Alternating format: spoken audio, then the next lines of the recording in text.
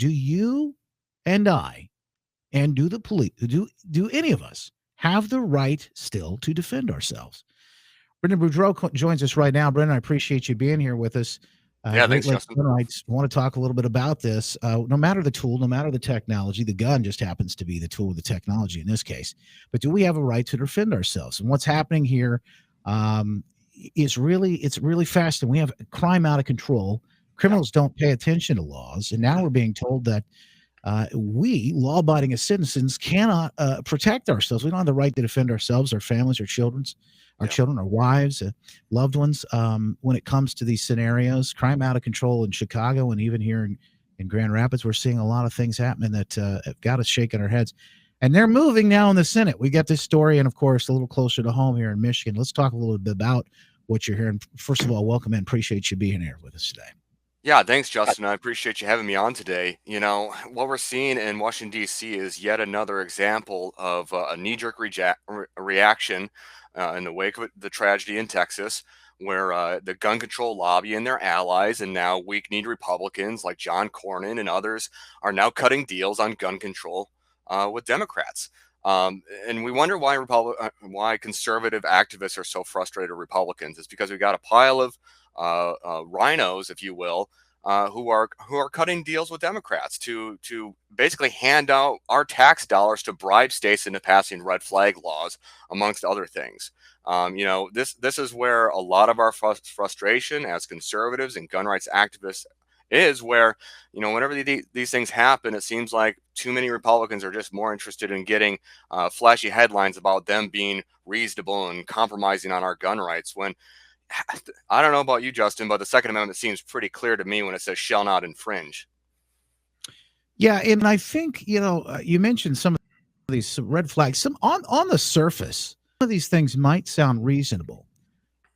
Certainly, okay, we want to make sure that people who have a criminal history or may have some mental health issues that maybe they can't hurt themselves or others. But the question is, who gets to determine, right? So the red flag laws, who gets to determine in these situations who can and cannot have access to a firearm? And I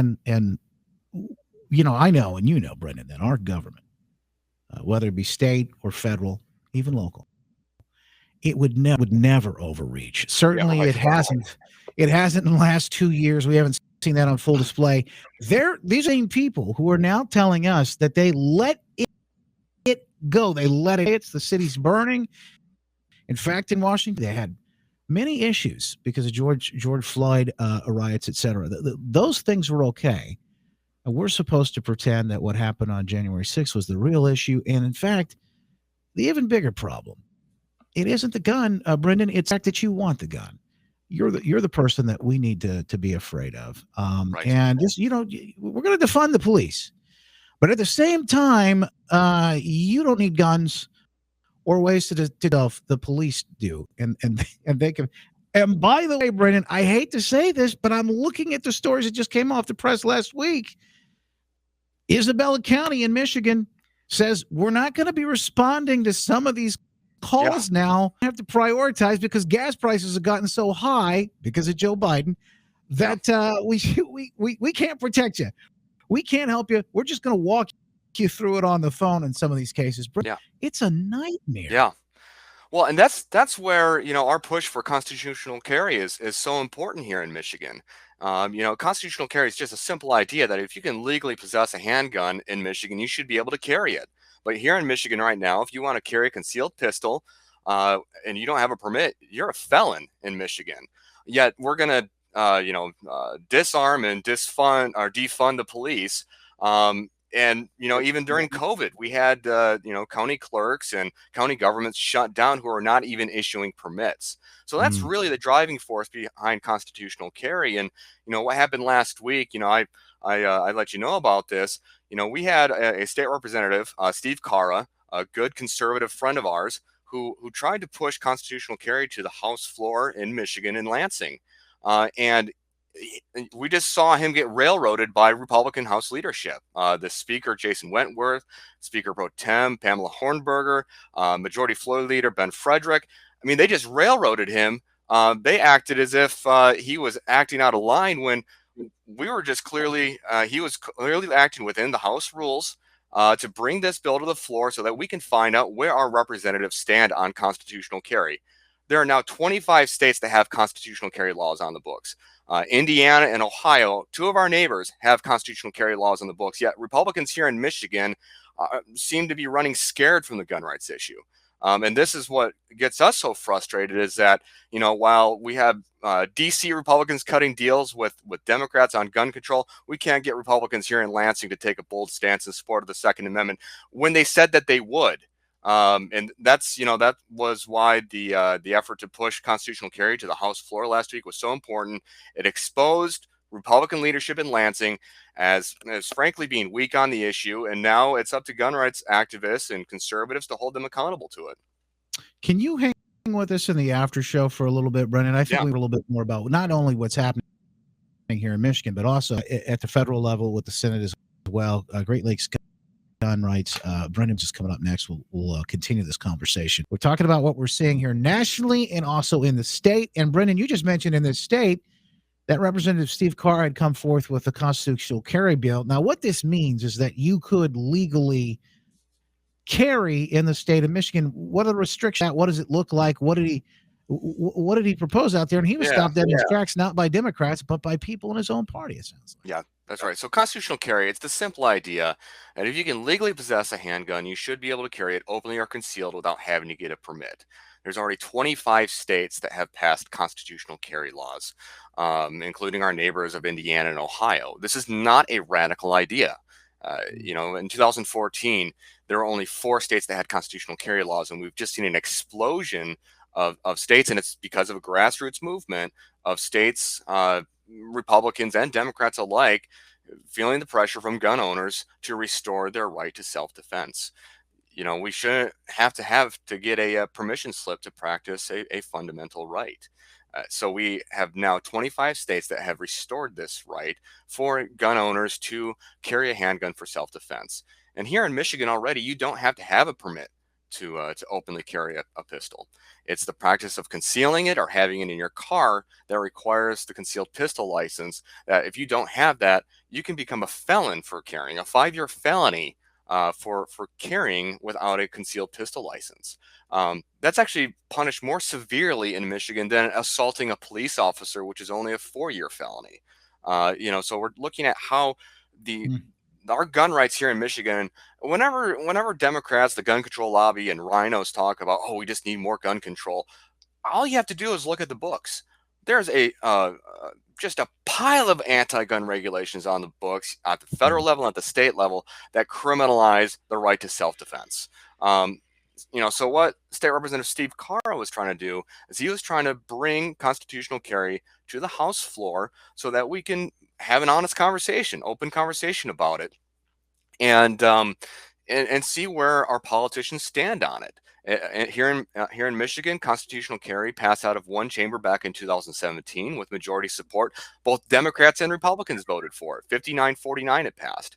And so it's been years with Republicans in charge without it getting committee hearings, without it being brought to the House floor. And I spoke with Representative Carr about it. I said, we gotta bring this bill to the floor. So he filed a motion that is protected by the House rules, protected by the state constitution, and he let legislative leadership know. I spoke with members of legislative leadership and said we want to vote on constitutional carry. And what was on display in Lansing last week was legislative tyranny. And this isn't new in Michigan. They've been acting this way for years, where if they don't want it, they just rule it out of order or they gavel it down without even asking for a vote. Or they ask for a vote, but they gavel it down. For example, last week when Representative Carr made the motion, Representative Pam Hornberger was in the chair. She was Speaker Pro Tem. She was overseeing the session. She didn't even lift her eyes to see if Representative Carr's motion had support. It was scripted. And you want to talk about making people cynical towards politics. All you have to do is spend a day in Lansing and watch the circus, the charade that they are pulling in the Michigan legislature, where they disregard what their constituents actually want. They treat conservatives within their own caucus like Democrats and toss them to the wayside. Mm. And what's most shocking of all is that most Republicans claim to support constitutional carry, yet they're willing to bury it and to not allow it to come up for a vote, frankly, to protect their weaker members in the caucus and to keep this cordial relationship going with Democrats, which is just, I mean, this really just grinds my gears. I spoke with you previously about how Senate Majority. Senate Majority Leader Mike Shirkey was cutting deals with Democrats to hold hearings on red flag bills in Lansing. And you know what? We're tired of being treated, the gun rights community being treated this way by Republicans. So let me ask you, Brenden, why would they want to do this? What's the strategy? What's the political advantage? Are they getting are there groups that are donated to them that want to see these efforts stopped? What is the thought process there? Because I think it's pretty clear. I don't know. This is my mind, but folks ought to be able to defend themselves. Yeah. Yeah, well, there's a couple things going on here. First of all, House Republican leadership and Senate leadership, they like just running things as they like it, and they don't like to have anything else come up. So they grease the skids for the things that they want, and they silence dissent in their own ranks. And basically, they're silencing our state representatives and our state senators. We don't actually have a voice in Lansing. It's the Lansing bubble. And in the Lansing bubble, it's whatever they want. Their constituents be damned, and that's kind of the way that they run shows there. So whatever the Lansing bubble wants, it's whatever the Lansing bubble gets. And right now, to them, gun rights is a scary issue. Yet somehow the rest of the nation doesn't. When it comes to 25 states passing constitutional carry laws, the rest of the nation doesn't seem to be too afraid of it. So, there are powerful forces at play. There are also moderating forces within the Republican Party. I mean, all we have to do is look at what's happening in Washington D.C. when you have 10 Republicans who have compromised with Democrats to pass gun control. Mhm. All we have to do is to see how Mike Shirkey cuts deals with Democrats to hold hearings on gun control. So there's just this, the moderating forces within the Republican Party to try to pull them to the middle to infringe on our rights. We had, we don't have to look much further than what happened in 2020 with the cities burning. I think that the sentiment, to me, when I saw what happened in 2020, I think a lot of people saw this very similarly.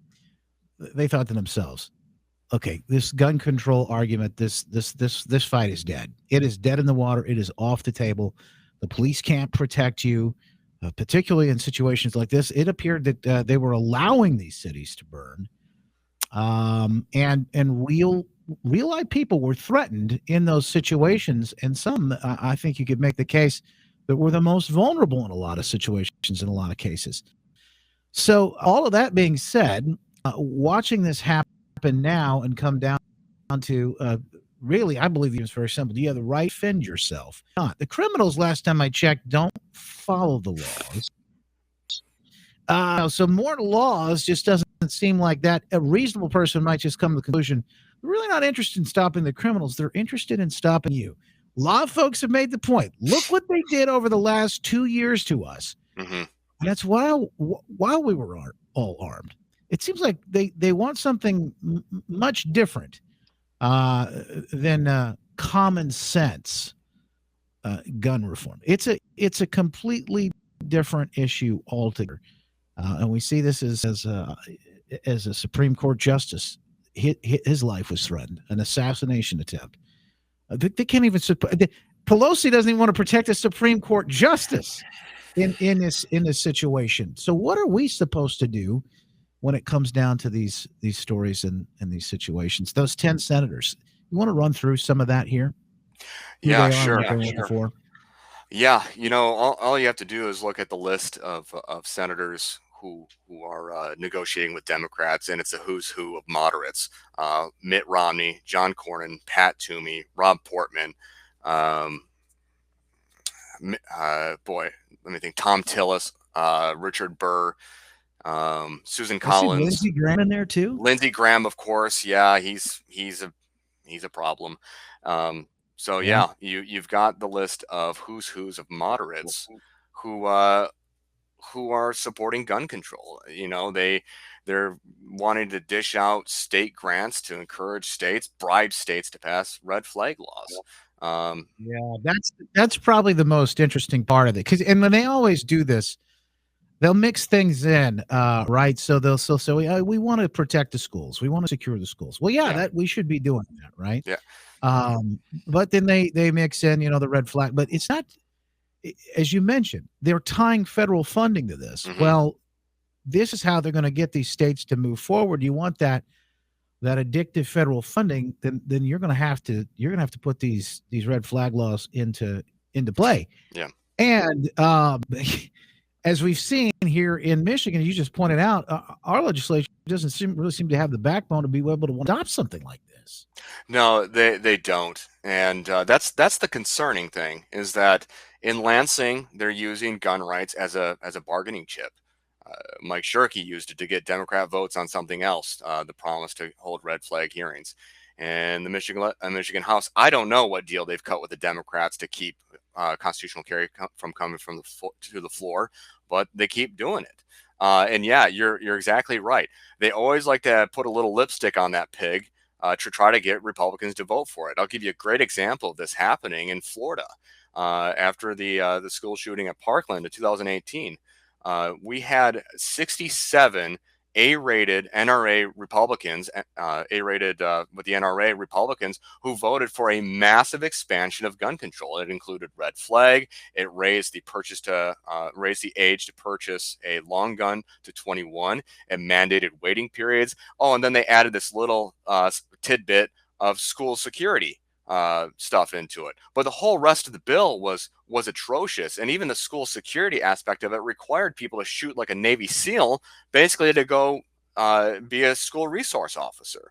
So, but they were able to bamboozle Republicans to vote for this nonsense, and that's what it's kind of looking like in DC too. Is that they put this nasty stuff in there, which if you're willing to fund red flag laws with federal tax dollars, you're basically saying that you support red flag laws and that they're a good thing. When you and I both know that red flag laws will be abused. They have been abused. We have a great example out in Colorado of somebody red flagging a sheriff, Sheriff Wow. Steve Reams in Weld County. Um, you know, and the red flag laws here in Michigan. They are if they were to actually pass the bills that were filed by Rosemary Bayer in the Senate, basically anyone would be able to file a red flag against anyone for any cause, and there'd be little recourse for someone losing their rights without due process. That's the problem. That's the real issue here. Again, Second Amendment.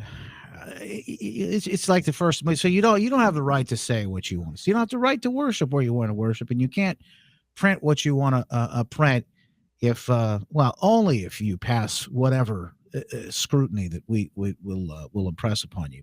Some of the best arguments, particularly about firearms, when you hear people talking about the kind of firearms. So I guess some of the good news in this story is there's no ban on any particular type of firearm here, but the red flag laws would cover all of them, right? So that's the concerning issue. But when it comes to technology, this is a great point. I saw this made the other day. Is that you talk about, well, the founding fathers, they only wanted muskets to be included in your right to keep and bear arms.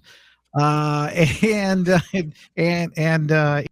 they could never have imagined the type of firearms that we would have today, the type of weapons of war, that they want to call us. So that's almost like saying, well, the right to, the press is a free press. They never could have imagined anything aside or different from the printing press and being able to print these. Now, man, could you think about the internet? What would they do with the internet now? And they have computers. I mean, Yeah. Oh my gosh, you can send weapons of war, these messages, these armed messages out to people on a daily.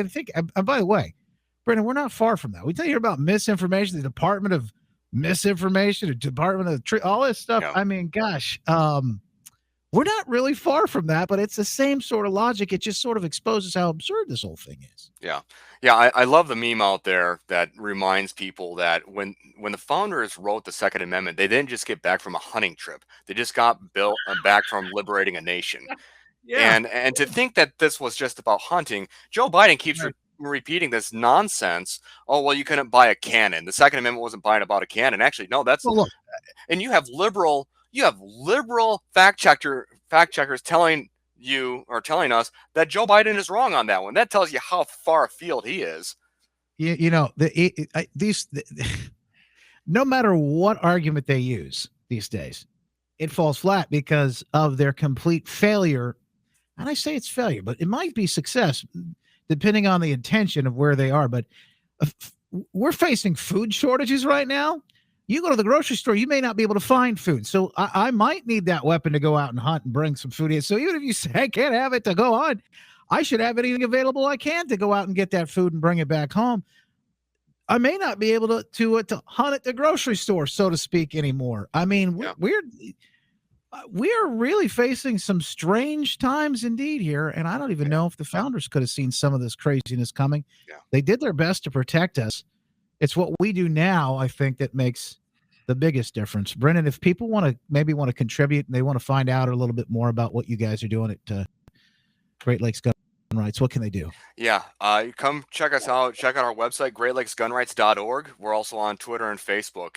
Would appreciate anyone and everyone's support. The only way that we can continue the fight for the Second Amendment here in Michigan is with the support of pro-gun Michiganders across the state, either by signing a petition or making a small donation. It goes a long way to make sure that we have the ammunition that we need to fight, to protect, and restore our Second Amendment rights here in Michigan. Yeah, I appreciate you taking the time to talk about this with us today, and of course, continue to fight. Brenden Boudreau, appreciate you, my friend. Thank you. Thank you, Justin.